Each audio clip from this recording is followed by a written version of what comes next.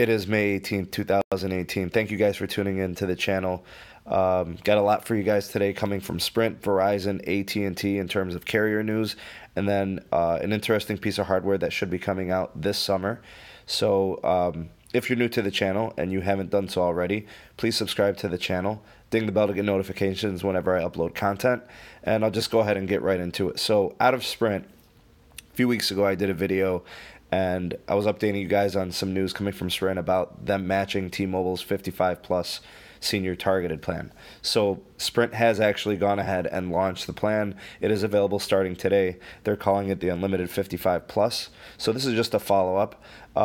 This was reported a few weeks ago, so this is pretty well known. Basically what you get with this plan is if you qualify, you have to be 55 or older. You get unlimited talk and text and unlimited data. I believe there are a couple of restrictions. One is the mobile hotspot data is 3G speeds. You do get free roaming to 185 countries internationally. I think it does include Mexico and Canada. So the pricing on the plan is $50 for the first line, $20 for the second line, for a total of $70. In terms of video resolutions, it is 480p, 500 kbps for audio, and then 2 megabits per second for gaming. So those are the restrictions there. Also, if you're willing to pay $10 more per line, you can get 1080p on the video resolution, 10 gigabytes of LTE on the hotspot data, 1.5 megabits per second for the audio, and up to 8 megabits per second on the gaming. And if you sign up for autopay, it will get you a $5 discount per line. So Sprint matching, obviously we have the merger that's kind of, set to take place here between Sprint and T-Mobile, and then matching makes a lot of sense. I haven't heard anything out of AT&T in response to this type of a plan, but I do know that Verizon has launched something in Florida to match a senior rate for this type of similar plan. So let me know what your guys' thoughts and opinions are on Sprint matching T-Mobile and how this kind of makes sense, I think, in terms of what T-Mobile has done in the past and now Sprint kind of matching it. I'm going to shift things over to Verizon. Verizon definitely does not endear themselves to people, and this is one reason why. They're experimenting with data caps on a limited billing trial.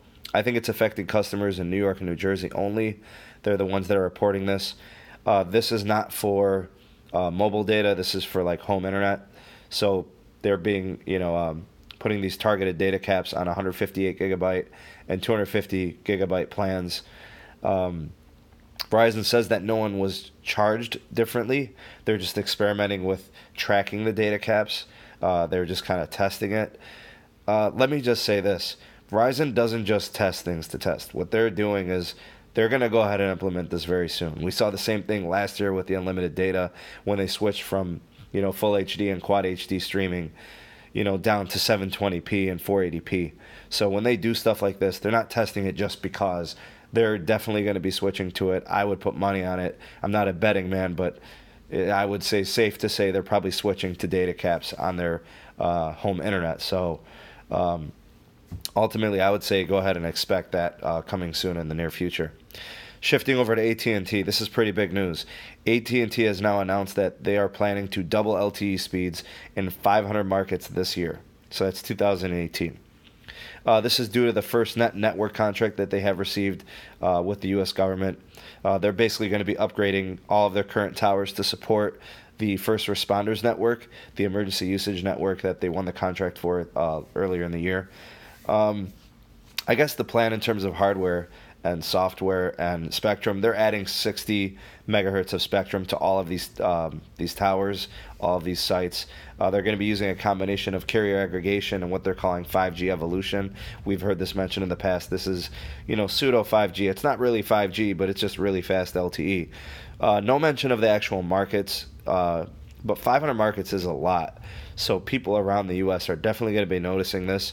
Subscribers will be able to tell immediately that they've been upgraded to this tech. What they're going to be using is, along with the 60 megahertz spectrum and the carrier aggregation, they're going to be using massive MIMO technologies and 256 QAMs as well. So these technologies will be added to the current towers and infrastructure they have in place. They also said that the 5G upgrades are going to be software-based. So even after the 5G evolution, this fast LTE, whenever 5G is ready and they've got all the fiber ready and it's all in place, they're just going to flip the switch and be able to get these sites activated for 5G in 2019. And I hear there might be some markets in 2018 as well. So the first responders will actually not be using this network until probably another year or so, maybe even 2 years. There's supposed to be some specific hardware that they're going to be using that is compatible with the network. So it is kind of interesting. So I'll keep you guys posted here on the channel if I find any more news on this topic. And the last little bit of news, some hardware. The Red Hydrogen 1 phone is going to be coming to Verizon and AT&T. This is definitely a niche phone. This is not an iPhone. This is not your typical Android phone. This phone is going to sell for at least $1,200.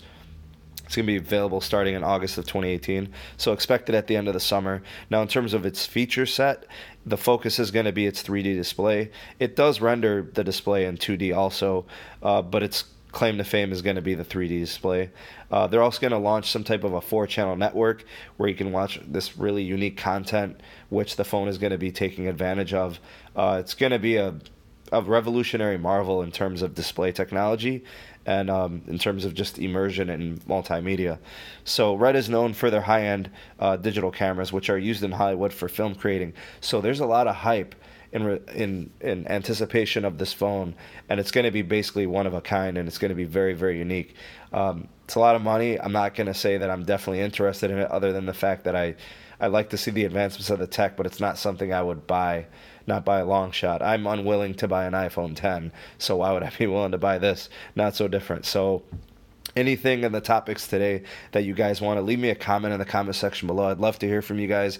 Anything from the carriers, and then this Red Hydrogen 1 phone, I'd like to hear from you guys. So thank you guys for watching. Thank you for tuning in. Much appreciated. Please like the video, share the video, and subscribe to the channel. I will see you guys in the next video. Peace.